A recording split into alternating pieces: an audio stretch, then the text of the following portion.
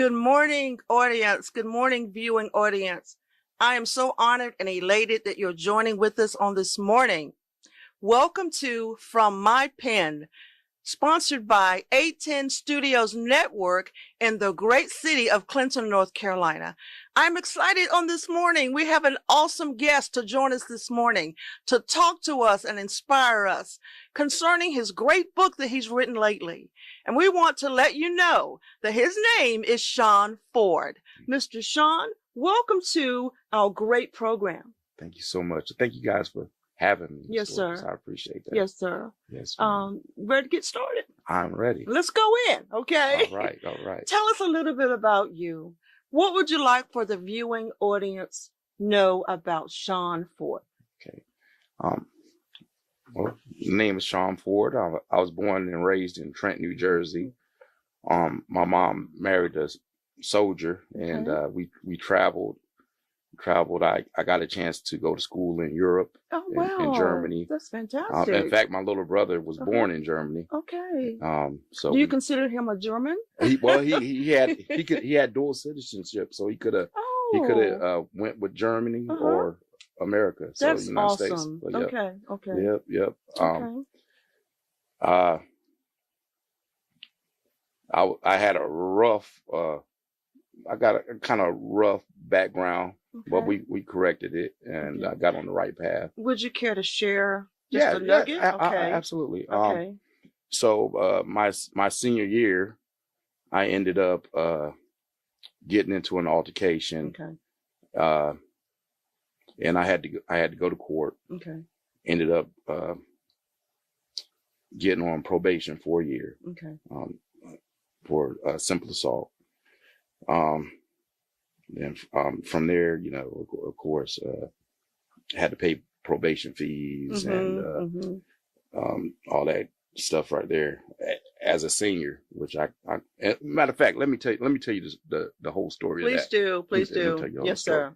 So okay, so I was a new student at Union High School. Okay. New guy just coming in, transferred in from Germany. Didn't know too many people. A lot of the people that I was going to school with, I was kin to, but I didn't know them. Okay. They didn't know me. One guy that stayed in the area I stayed in, I don't even know why we were arguing or what we were arguing about. But at Union High School, when we used to get in arguments and stuff like that, we'd go behind the baseball field in the back, and we'd you have it out? Yeah, we'd take care of whatever it is, the issues we had. Well, this particular day, this guy, I guess he didn't want to fight. So what he done, he brought a sawed-off shotgun to school in a duffel bag. So when we went out there to fight, he pulled the shotgun out. And so, of course, I ain't no fool. So I'm like, okay, you got this. But we rode the same bus home. We lived in the same neighborhood. So on the bus, I had my head down because I was upset. I was mad about the whole situation. And he was back there in the back telling everybody about what happened. They were back there laughing, cackling it up. And that was just fuel to the fire. Oh, no. But I maintained. The next thing I know, he took a buckshot bullet and threw it in my seat. So I looked back there, and then he made a comment that the next bullet's gonna be in my butt, but he didn't say it that nice. And everybody on the bus just busted. I mean, they just went out. I mean, cackling, flipping over chairs and everything. So I was like, okay. I put my head back down. I got to the house. My mom had left a car for me to drive to take my grandmother on errands and things of that nature. I jumped in that car. I drove around that little town I stayed in. I said, he's going to come out because we ain't had nothing but a Piggly Wiggly and a BP gas station. I said, I'm going to see him. I'm going to see him. And sure enough, I seen him. He was walking from the store with his two sisters. Jumped out the car. I said, where your gun at now? And before he could say anything, I hit him. I hit him. He hit the ground. He didn't get back up. I seen he didn't have any fighting, and I left it at that. Oh, and I was done. I was done with it. Okay. And so I go home, and 3 or 4 days later, the law comes to my house, Deputy comes to the house and he says, I got a warrant for the arrest of Shawn Ford. And I was like, a warrant for what? And then he told me for simple assault. On who? And back then I was kind of rough, so I assaulted quite a few people, and they assaulted me. So I mean, that's just something we done. We fought. That's what I done. I was a fighter. He was like, he told me who the guy was. I was like, oh, wait a minute. I said, that guy pulled a gun on me.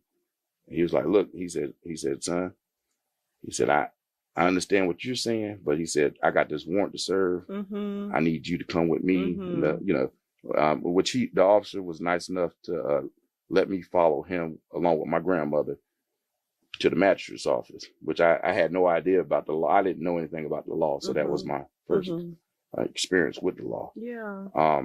We get down to the magistrate's office, and the magistrate was nice enough to let my grandmother sign me out and give me a court date. So we go to court. We ended up in court, and I told the judge what happened. And the judge, he was a real tough guy. He was known to be a real tough judge. And he said, you know, he said, I don't doubt anything you're saying. He said, I believe everything you're saying. But he said, the issue is we got doctor bills that need to be paid. And it was a nice little amount, especially for a high school kid. And so he said, do you have X amount of money to pay these doctor bills? I said, no, sir. I said, you know, we come from a poor home. We don't have that kind of money, you know, we don't have that. He was like, well, he said, I'm going to do a suspended sentence.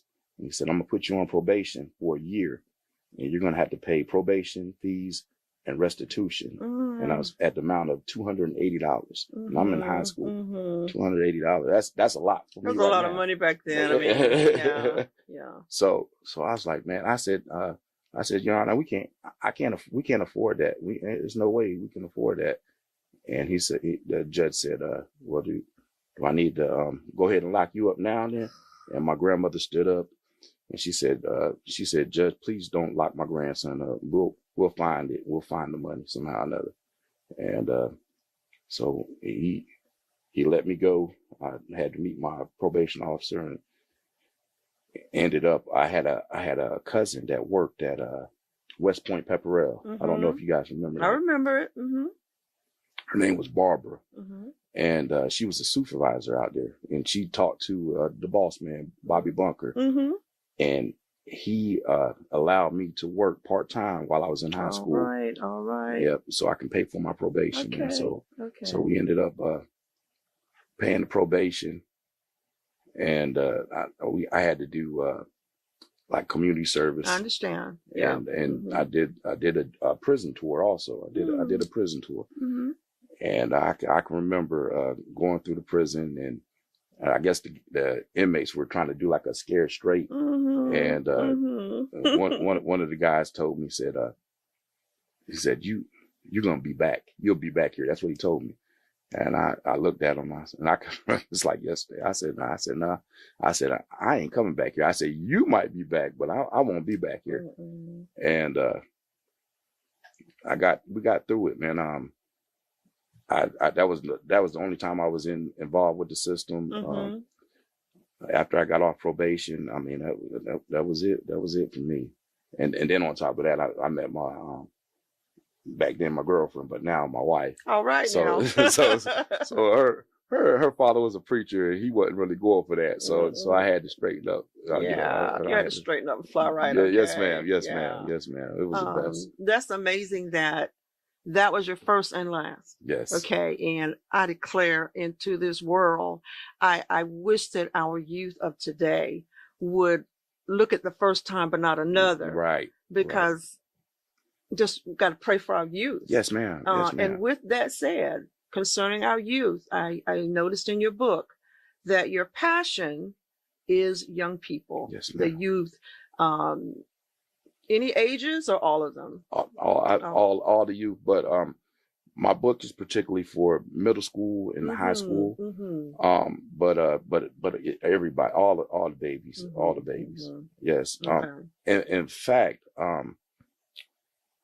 after I worked at West Point, for about 6 or 7 years. I ended up putting an application at the Department of Correction. And I had an interview. I went to my interview. I had my suit on and everything. I went to my interview, and they actually hired me on with the Department of Correction. But I had heard that the jail was hiring people also. Gotcha. So I went by the jailhouse. Well, I'm sorry. I went by the sheriff's office. And it was about noon time. And it was the old gentleman that was sitting up in there. He had a toothpick in his mouth. And he said, "Can I help you?" I said, "Yes, sir. I wanted to get an application for a jailer." He said, "Okay." And then he introduced himself. He said his name was Buck McCullen. He was the sheriff of the county. Yeah. Oh, yeah. I remember that name. Remember yes, Buck? Sir. Yeah. So me and him talked. He said that he was holding down the fort because it was lunchtime and all his people had went to lunch, and he was kind of watching the front office. And he asked me to tell him a little bit about myself, and I told him who I was, and and he said, "Man," he said, I like you." He said, "I think you'll be a good detention officer." He said, "That job is tough. You got to be tough." He said, you got to have tough skin." Okay. I said, "Yes, sir." And then he says, "Well," he said, "I got to ask these questions. Do you have any a record? Do you have any a record, criminal record?" And I said, "Yes, sir." I said, I got a simple assault." And he said, "Tell me about it." So I told him, what happened and everything. He said, "Well," he said, we'll have to go to a sheriff board, and we'll have to vote and see if we can bring you in. He said, "But I feel like we can bring you in." He said, "I want you to go down to the jailhouse and talk to Captain Barber," which was the captain at the time. He said, "Talk to Captain Barber and ask him to give you a tour. So so you can make sure that this is what you want to do." Exactly. Yeah. So I done that, man. I had my suit on, went down there, and got down there, and I fell in love with it, man. I fell in love with it, and the rest is history. 1999, I started working with them, November 1999, and I just recently retired February 1st. That's awesome. Yes, I love man. retirement now. Yeah, I do too. At first, I was kind of like, ugh, but now, like, I'm getting used to this retirement. Yeah, I don't blame you. You can branch out and do some things with your family. Right.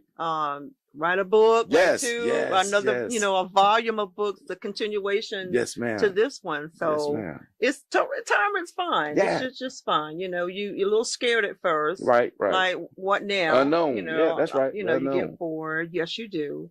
But you find something to do because you sound like you are a community person. Yes. So there's always something to do in the community. Our community, they need you. We need you.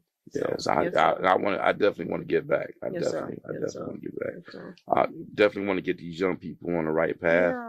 Yeah. In fact, this book here is to pretty much I wrote it to let these young people know that they're in charge of their lives. That's good. So the choices that they make ultimately is going to affect. It's going to determine what type of life they're going to have, or how they're going to live their life. Like whether you're going to have a good one or a bad one. It's the choices you make. And I found that working in the school system, when I talk to the kids and put it in that perspective, they tend to do a lot better. Okay. They tend to do a lot better. So when you put it back on them, and then you give them examples of, okay, this is a person that didn't make the right decisions. That's and right. This is the person that made the right decision. And this is the way this person's living. And this is the way, it's a little harder. Yeah. Not saying that if you don't make the right decision, you can't have a good life. It's just going to be a little harder. It'll be harder. It's going to be harder. So, But doesn't it make you feel good? And this is not arrogance or cockiness, but doesn't it make you feel a little good when you see a student or a child, whether they're in community or church or at schoolhouse, that's doing better because you kind of pushed them a little bit? Oh yeah. Don't that make you feel a little Man, bit good? that just man, that does it. That just Yes. that does your heart so well. You know, it does. It's beautiful to see a kid, especially a child that everybody tried to count out. Yes. Yes. You know what I mean? I love to see those children prosper and just bloom. I do, because I mean, because I was one of those. So yeah, that does. It really does. It does. I don't blame you. Like you said, it's a good feeling, even if they branch off. And like you said, they might go to jail, or they might be on the streets. They might become a drug dealer or a drug user. My brother was on drugs for most of his adult life, but he's been clean now for 15 years. Oh, good. And, well, oh, Mr. Ford, I used to be so mad at him because he wouldn't quit. Right. But I knew there was good in him. Yes, ma'am. And I heard surrounding us, he's never going to quit. He's going to be on drugs forever. But I refuse to give in. And that sounds like that's you. Yes. Yes. So you refuse to give in. That's right. I know everybody can change. Everybody can change. Okay. You just got, that person just got to want to change. Everybody can change. Everybody can change. There's change in everybody. Yes, ma'am. So I think that's just wonderful and beautiful that we can make a difference in somebody's life, even in our family. You know, that was my brother. Yep. In fact, I got a brother that we just found, he was missing for a little bit, and we just found him. He's on drugs, okay? But he's doing well. Okay. My dad went and got him. They're in. I think he's in Maryland now. Okay. So but he's doing a lot better. That's good. My brother, most of his drug abuse was in Clinton. And when my other brother came and got him and says, "This is it. If you don't do it this time, you're going to die." I think he used scare tactics, right? But they worked. Okay. Good. They worked just a little bit. Good. And he was in rehab for about 18 months. He could leave if he wanted to, but he didn't. And like I said, it's been clean for 15 years. But you know, it was some scary moments. Yes. You know, he got beat up, beat down. Oh yeah. Arm got cut. You know, he was. Believe it or not, there's gangbangers in Clinton. Right. Oh yeah, so, they are. Yeah. They are, man. They are. It's on the rise, man. And yes, sir. And I speak on that with my my book too. Okay. You know, it's tough, man. You got young people that feel like that they need to join this type of stuff. In fact, I talk about a young man that was at Roseboro Middle School, and he told me that that's what he wanted to do. He wanted to be in the game. Okay. And I said, son, now all the stuff in the world you can do. And I mean, this boy was so bright. I knew you were going to say that. He was so bright, man. He could be anything. I could see him in the military. You know, he could be like a first sergeant or a captain. But he was set on being a gang member. And I said, man, why? Why? And then he tried to explain to me why. He was saying that it was this particular gang was developed for the community and this, that, and the third. And I said, son, I said, initially maybe that was the plan, but I said it has gone awry. It's not for the community. That's not. It's tearing the community down. Gotcha. It's not building the community. But anyhow, he ended up getting. I think he went to high school and he ended up dropping out. And he joined the gang. He joined the gang. Okay. He was in and out of jail. In fact, some years ago, I was working at the jail. I ended up having to work at the jail, and he was in there. And it like brought tears to my eyes. I was like, man, and I went back to that conversation when he was a child, and I was like, wow. And he became a gang member. That's what he wanted to do. But like you said a while ago, there's always hope. He could be in jail for 10 years. and come out and still be whatever he wants to be, you know. Right, absolutely. There'll be a record, but he could still accomplish some things. Absolutely. Even after years in jail or prison. Absolutely. You know, there's always hope. Absolutely. I one of my best friends, man, he ended up doing a little time. Okay. And he come home and he changed his whole life. He'd opened up his own business. That's cool. He's doing wonderful, man. I mean, so yes, ma'am. You can change it. It's just got to be in you. You got to want to do it. Yeah, you got to want to do it. So, you know, I don't know what other questions I have. I don't know, but it sounds like you have a passion for hope. Yes. Especially for young people. Yes, absolutely. No matter what race, no matter if it's a girl or a boy, you just have passion for hope. Right. And anybody can make it, like you said, if they have the desire to. But I'm still reading in you that you want to put that desire in them, even though you might meet me for the first time, and you don't see how anything can come of Dorcas. How can anything come of, she came from a rough path. She's done some bad things. I mean, she's still doing some bad things. But at the end of the day, you still see hope in Dorcas. Absolutely. So you're a hope carrier. I am a hope. Okay. I am a hope carrier. Yes. I like that. Yes. I like that. So your passion is young people and probably some older young adults. Yeah. You know? Absolutely. Absolutely. What inspired you to write? Like I don't already know.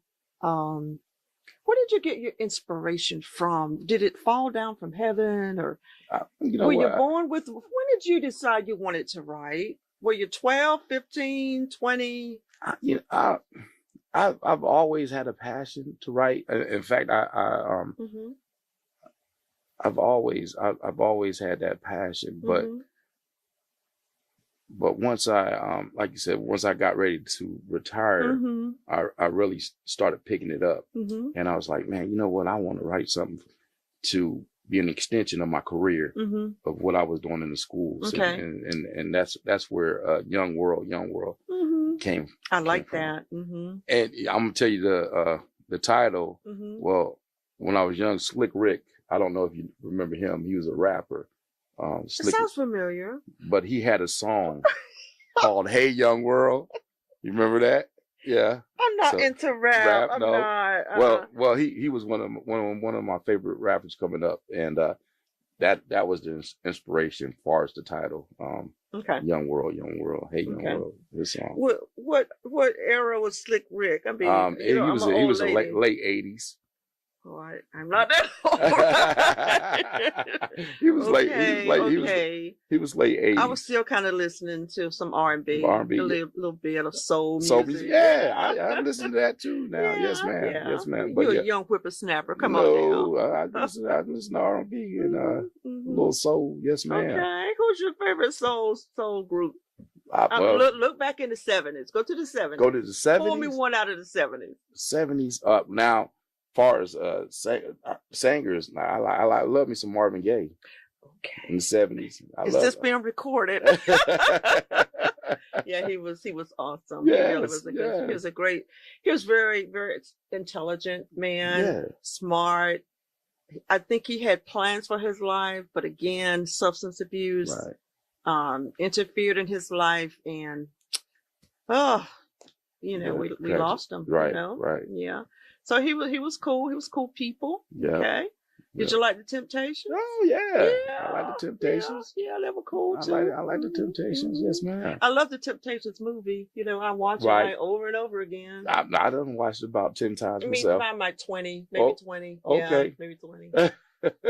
So maybe a future book to continue with this. Well, this is your first. Yes, ma'am. Okay. And maybe number 2, 3, 4, 5, 6, 7, 8, 9, 10. Yep. We're gonna definitely do that. Definitely do that. I definitely want to keep the youth inspired. I definitely want to spark that for the youth. In fact, we were looking into doing a children's book. for the babies. That is so wonderful. So yeah, I love that. So we're looking at doing that. So I'm waiting on my designer, illustrator. Yeah. So once they get up with me, and we're gonna put everything together. Okay. And so we're gonna put that together. So can you draw yourself? No, man. Okay. No, man. I can draw this much. Nah, I can't. Yeah, I didn't. God didn't bless me with that ability. Yeah. Now, the fighting. I love martial arts. Okay. That was my blessed ability. Well, are you good at martial arts? I think I'm pretty good. Do you have a black belt or any of that? I don't have a black belt, but you know what you can do. Yes, ma'am. Okay. I think I could beat a lot of the black belts. Honestly. Well, see that's all about a trophy, but you know what the deal is, okay? I have to introduce my grandson to you. Joel is 10 years old. Okay. And he started off trying to learn karate, kung fu. I'm not sure which one in Clinton. And COVID came. Yeah. COVID came. Stopped a lot of stuff. He shut it down and never opened back up. Oh, who was he taking it with? I don't remember his name. Because I would just take him to practices when I could, if Adrian could, my daughter couldn't do it. Right. Yeah. Well, we're getting ready to we've been in talks to start a boxing program, and I wanted to boxing / mixed martial arts. So I'll definitely let you know, and you can bring them on out there. Let me know. I can email you or inbox you. Yes, ma'am. I'll grab your phone number. Yeah, absolutely. Before we leave here this morning. Yes, ma'am. And I'm gonna keep up with you anyway. Yeah, do that. So let's see. You're gonna cut that, Tamika. Okay. But I'm messing around right now. Oh yeah. How do you ever run into criticism, negativity? Well, that's yes, man. That's part of life, I guess. But I just keep moving forward. I don't let the critics get in my ear. Yeah, but you know what happens. Yes, you know what happens. Yes, ma'am. Okay, it does. But, people are mean. Oh yeah. Yeah, especially when people are trying to do positive things like yourself. Even if it involves working with the youth, there's always somebody background noise trying to mess with you. Oh yeah. Like there's no way you can do that. I know your past. I know where you're from. I know what you did. Yada yada yada. Okay, like that commercial. Yada yada yada. Right. But you say life happens. And you just keep it moving. I keep it moving. Yes, ma'am. In fact, when I first, I didn't tell you this. So when I got to the jailhouse for the tour. When I was getting ready to get the job, young guy was taking me to all the cell blocks, and we went up to the second floor, and he was like, "Okay, this here is G24. It's the biggest block. It's got the roughest inmates." He said, "This is the felony block. This is the tough guy." Okay. He said, "Don't say nothing to him. Don't even look at them. Just kind of stay back from the bars, and because these guys don't play." And I'm like, "Oh, okay, all right." So we get into the cell block, and half the guys that's in there, we used to run together on the street. So they were asking me where was my mat, because they thought I was coming in. I was like, "Oh, no. I ain't coming in here. I'm coming for a job." But the thing about it, like I said, when I was younger, I used to fight. That's what I done, and it was a sport to me. Really, it wasn't nothing vicious. Like if I knew I could beat a person, I'm not gonna beat them down. You know what I mean? And I didn't pick a fight. Okay. You weren't a fighter, huh? Nah, I mean, you were a fighter, but not an instigator. Right. I didn't pick it. I never picked a fight. Okay. I don't pick fights. Okay. But I don't run from them. But that's just the way it was. They gave me the nickname the Bully Killer. So that's what but like I said, that was in the past. But it's very interesting now. It's very interesting. But instead of fighting on the streets, what I done, I joined a jiu-jitsu class. A guy named Charles Ray Knowles. He was teaching jiu-jitsu. And I'd seen this. I don't know if you guys UFC. When it first started out, Hoist Gracie, he was 160 pounds, and he did Brazilian jiu-jitsu. And he was fighting guys that were 300 pounds and twice his weight, and he was beating them. And I was like, man, I need to learn that style right there, that style. And Charles Ray Knowles was teaching that style at that time. So I ended up taking classes with him and learning that style of fighting. And I loved it, man. We did some tournaments. We met some champions. It was fun. Right. Do you have any pictures from that? Did you gather pictures? Maybe next time when you come aboard, you can share those pictures with us. Okay, that would be great. Okay. I'd love That's to. part of your history. Yes, ma'am. You got a very rich history. Yes, The ma'am. good, the bad, and the ugly. Yes, ma'am. It all works together. It The all Bible came. says in Romans 8:28 that all things work together for the good of those who love the Lord. That's right. And who are called to his purpose. And I believe that you are called for an awesome purpose for him. Thank you. And that's to help our children along this thing we call life. And you probably help quite a few adults as well. And I just want to personally thank you for what you're doing with our community and for our community, even for your family. It's just awesome to hear from you and to know what you're doing. Sometimes we don't think there's anybody out there doing anything. It's like, what in the world is going on with our world? Right. Why is everybody crazy? But it sounds to me that there are some people out there that are doing some meaningful things and things that will help us. It would do my heart beautiful if I knew you were out there trying to help my children or my grandchildren. They going to school, out there going to play in the playground. But I know that Shawn Ford is out there somewhere. He's going to be out there somewhere to watch over them, like a guardian angel. Yeah. So I just want to thank you for that. Wow. Thank you for being with us this morning. Thank you for having me. I appreciate your presence. I can feel your passion. I can feel your love for children, for youth, for people. I feel that. I can feel it. So thank you for being with us this morning. Yes, ma'am. And we're going to have you back up here again in the near future. Yeah, and I'm going to let my grandchildren know that you're going to be doing some fighting boxing classes. Yes, ma'am. Anything at the gym or another location? It's going to be at the block. Well, that's the gym. The gym. Yeah. I call it the gym. They call it the block. 808. Yes. I got to let them know that. They probably already know. So I'm just going to let them know who I talked to tonight. Yeah. So thank you. It's been a pleasure and an honor. As always, I feel like I've known you, some of the people that come aboard. I believe I've known you for life. So I've met a new friend. Yes, ma'am. Thank you. Yes, God bless. God bless. Thank you for having me. Thank you, sir. Yes, ma'am. Any last words concerning your book? Where can we get this book? You can get it at thebookpatch.com. Just go on that website and go to the search bar and put my name in, Shawn Ford, as the author, and it'll pull right on up. Okay. On that platform, they're $15.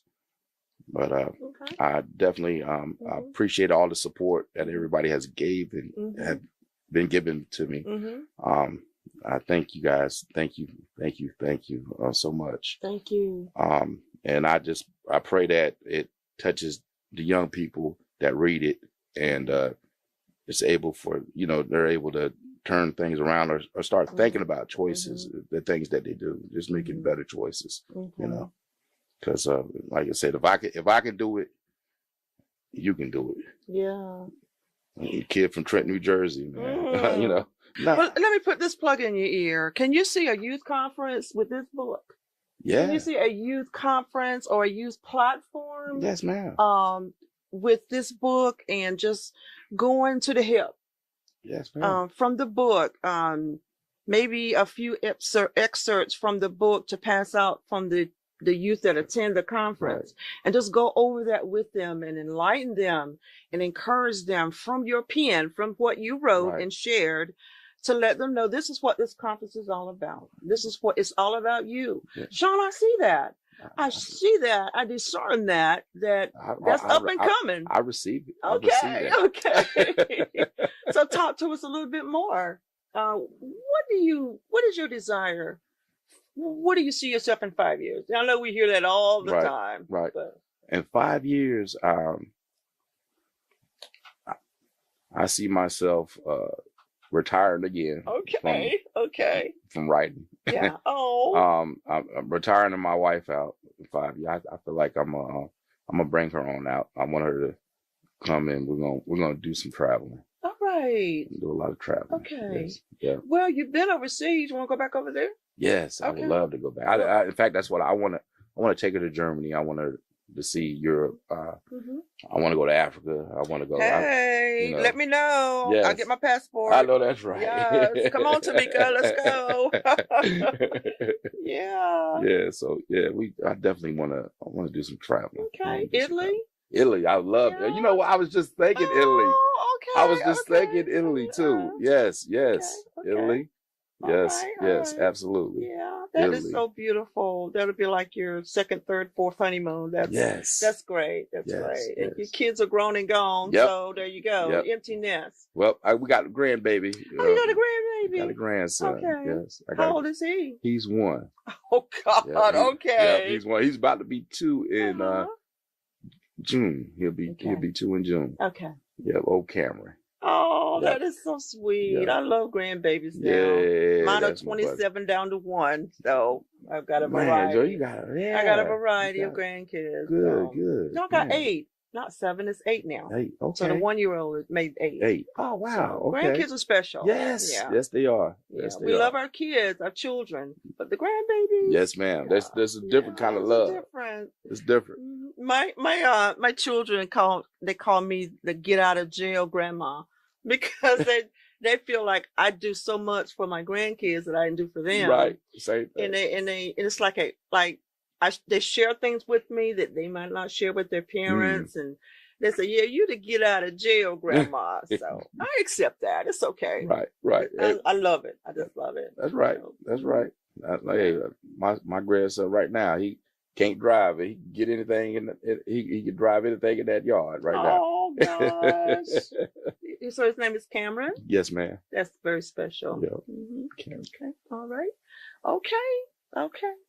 All right. It was good to have you again. Thank you so much, everybody. We had this special man here this morning. From my pen, this is your host, Dorcas Juliette. You have a great weekend. Have a great day. We love you. 810 Studios Network thanks you for joining in with us on this morning. Shawn, thank you. God bless you. God bless you also. All right.